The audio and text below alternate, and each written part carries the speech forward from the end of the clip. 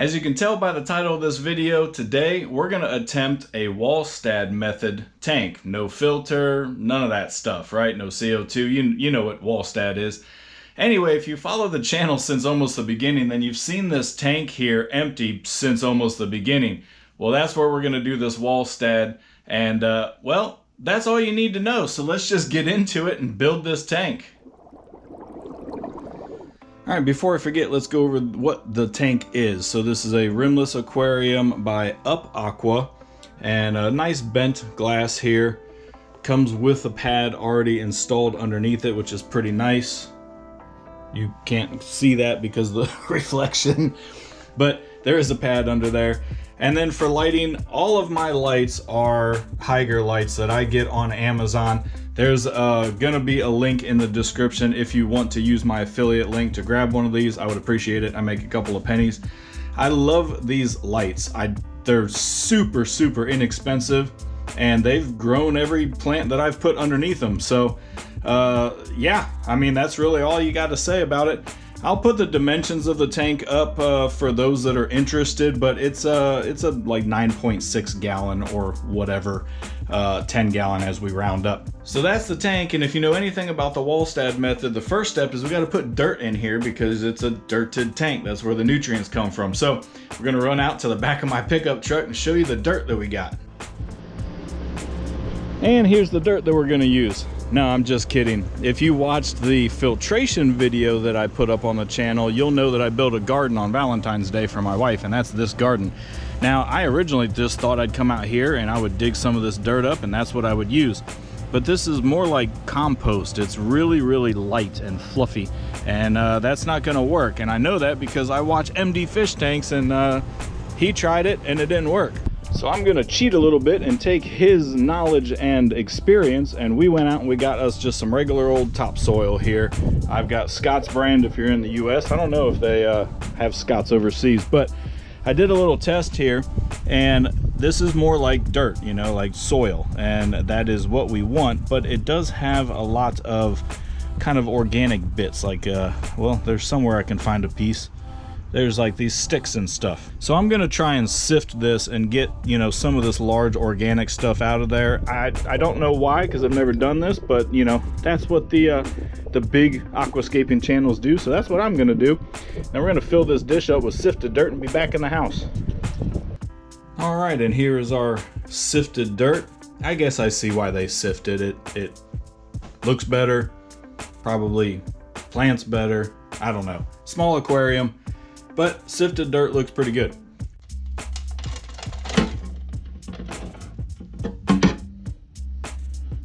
Oh, I might have made too much dirt. I thought I was going to use all of that. Now, Diana Walstad said pretty much you want 1 inch of dirt and then 2 inches of sand cap. Yeah, we definitely have more dirt than we need, huh? Well, better to have too much than not enough. That's right, I'm getting the tape measure out. We're gonna see what 1 inch is. All right, now I'm just gonna take a card and kind of pull the soil back from the edges because I want to have the sand be the feature, not the soil, when we're looking at the tank.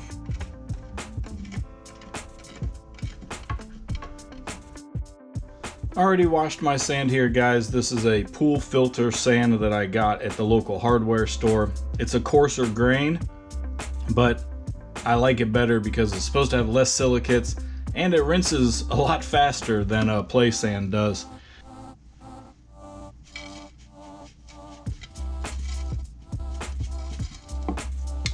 Now we're gonna be going for 2 inches. So I'm gonna just see how far 2 inches is up here in the corner. Actually, you know what? I could do it on the outside. Yeah, about right there. So now that I know that's about 2 inches right there, we can just level it all off.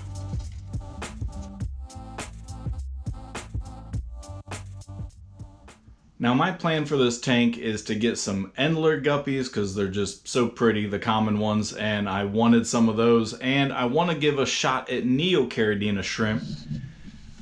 I have Caridina shrimp down here, but I wanted to give a shot at Neocaridina shrimp. So With that being said, the hardscape on this is going to be minimal because the focus is on plants, so the guppies feel safe to have their babies. So let's show you the hardscape that we're going to do.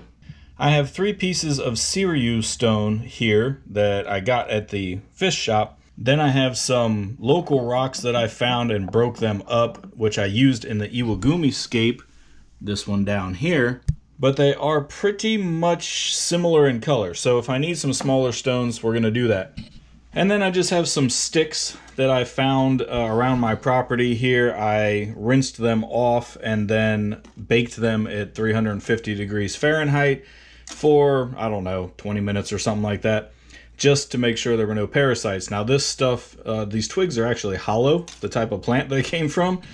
So I don't know how well they're going to work, but we're going to try it anyway. And I guarantee they're going to float, so we're definitely going to have to glue them down with a good old gorilla here. Because this video is more focused on my first attempt at a Walstad method tank, I'm not going to do the whole aquascaping montage thing where you see me putting the rocks in and moving them every which way, trying to get them the perfect position. I'm just going to do it off camera, and then I'll show you what I came up with, and then we'll flood the tank. And then I'll show you what you really want to see, and that's all the plants I ordered to put in this thing. Alright guys, what do you think? There's the hardscape done. I'm not real good with like using wood in aquascaping yet, so I tried to follow the rules here, but gonna keep it pretty simple because again the focus is really on the plants, but maybe that's even too much hardscape. Not sure. Maybe breaking the Walstad method here, but I didn't want to go like Dutch style and just all plants. Wanted something interesting to look at because I'm a home aquarist and this is my hobby. I sit down and enjoy a beverage and I watch my fish and stuff. So anyway, I'm satisfied with the scape, and you know, from what I hear, as long as you enjoy your scape, that is all that really matters, right? Let's go through the plants very quickly. For our foreground carpeting plant, we have some Glossostigma. We have some S. repens here. A cardinal plant for the midground. Rotala Wallacei or Wallichi. Not sure how you want to pronounce that. We have a Marble Queen Radican. That's going to just be kind of a, I don't know, showpiece plant. We've got some Nasea Golden right here. I think that's how you pronounce it. There's the card for you, however you want to say that. Rotala species Vietnam, or the H-Raw, which is really cool because we already have some cute little purple flowers on there. However, once I submerge this, it's probably going to melt those flowers away. We have some Hydrophila pennifolia here. It's kind of a cool, different textured plant. We have Ludwigia Super Red Mini. Now I know why all the aquascapers use this. That is a cool looking plant, man. And we've got some Moneywort, just some straight green to put in there. We have some Cryptocorin Balancea. We have some Giant Corkscrew, also known as Contortion. We're going to put that one in there. Some Sagittaria Broadleaf. And speaking of jungle, we have a Jungle Red right here as well. Now for the fun part, I'm going to start planting. I don't know where I'm going to put all these plants. I'm just going to kind of stick it wherever I think they should go. The idea behind the Walstad method is that you need a lot of plants in order for this to work. So that's why I got 14 bunches of plants. Some of them I got 2 bunches of the same, like the Glossostigma. But I'm just going to start planting stuff. I'll do the video montage thing for you if you want to watch the planting go in. If not, you can scroll and I'm sure you'll figure out where we are once we're planted. All right, I'll see you on the other side.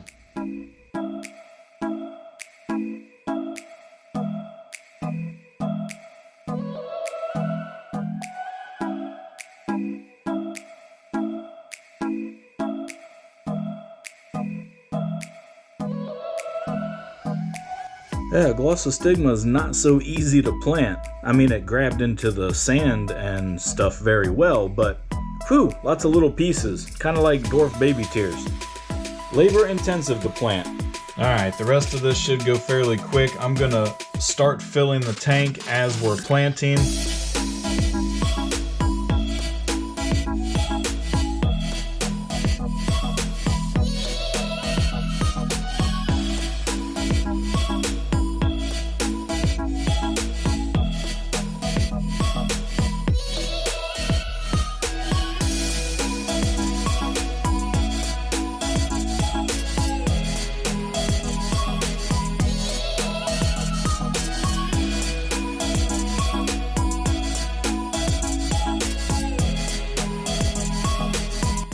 Okay, we're kind of at a small stopping point here because, as you see, we're getting to some taller stem plants here that are drooping over without any water to support them.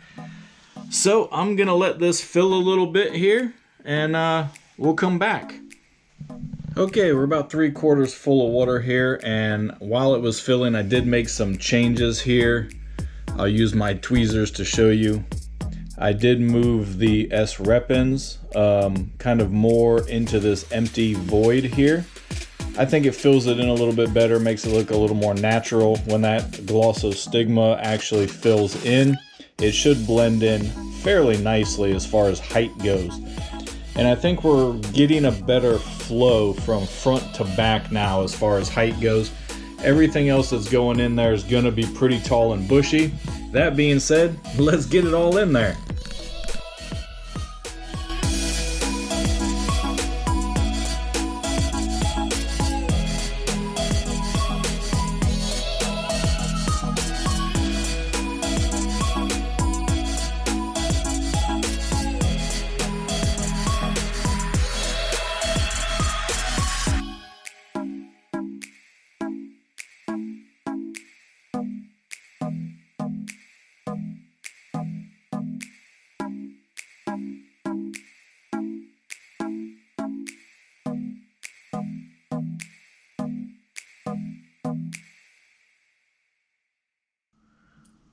Well, in hindsight, as you can see, the jungle red is a little bit too tall here, so I don't know. Maybe it'll flop over and kind of go across the surface, which would be cool. If not, I guess we'll just have to keep trimming it. All right, I'm gonna finish filling it up. I don't know, what do you think about our jungle so far? Now, to let you know, this is all RO water for now, but my tap water is at 7.8 on the pH, 7.6 to 7.8. I'm gonna do the last, the last quarter of this with dechlorinated tap water, just to put some minerals and a little bit of hardness back in the water, because the RO water from my unit is like 6.4 to maybe 6.6.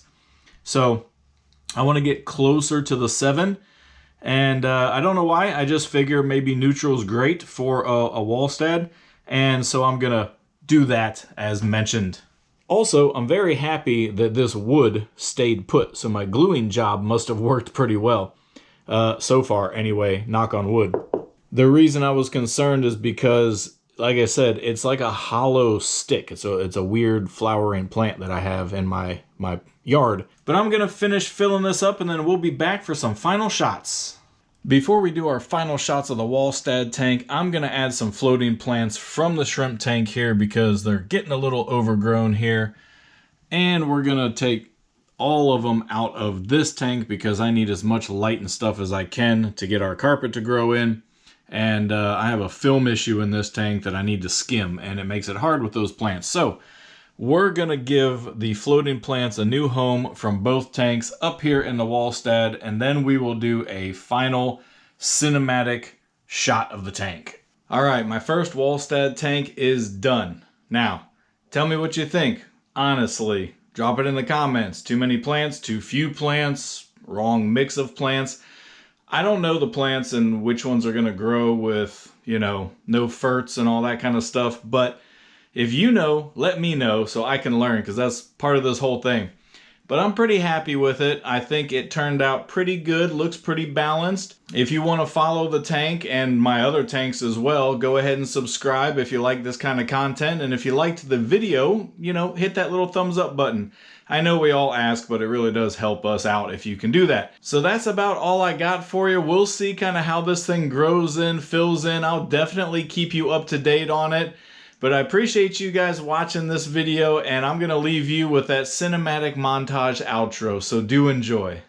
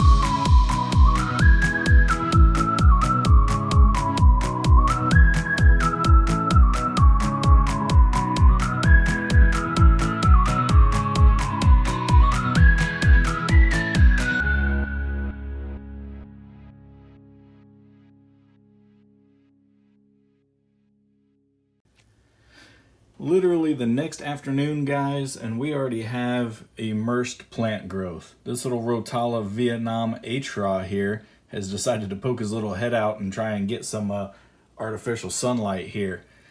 We have another one that's just about to do it, so all the plants are beginning to stand up now, and that's probably why he has poked out of there. We'll get them trimmed and back in the water here, but I'm going to enjoy that immersed growth there for just a little bit. In other news, the rest of the tank looks pretty good. We have just a very slight bit of hazing to the water there. Bacterial growth is beginning to grow. My floating plants came from another tank. I did rinse them though, because there was some biofilm on there that I didn't want in this tank, or I had biofilm on the surface of the other tank and I didn't want to transfer it. So I may have killed all the bacteria that were on them, the good bacteria. But it's getting along good. As you probably saw during the installation here in the video, the Glossostigma came to me kind of yellow, but I'm hoping that it will bounce back and sprout itself some nice green leaves and fill in, recover nicely. I do have to say this is my first rounded corner tank, and I am absolutely in love with it. I didn't think I was going to like it, but the way that it just seamlessly, even though it blurs, it seamlessly just transitions the tank. And when you look at it kind of this way, you just don't see an edge compared to like these tanks where it's literally picture framed. You see the edge. I think from now on, I'm only buying rounded or curved corner tanks, because I'm in love with that.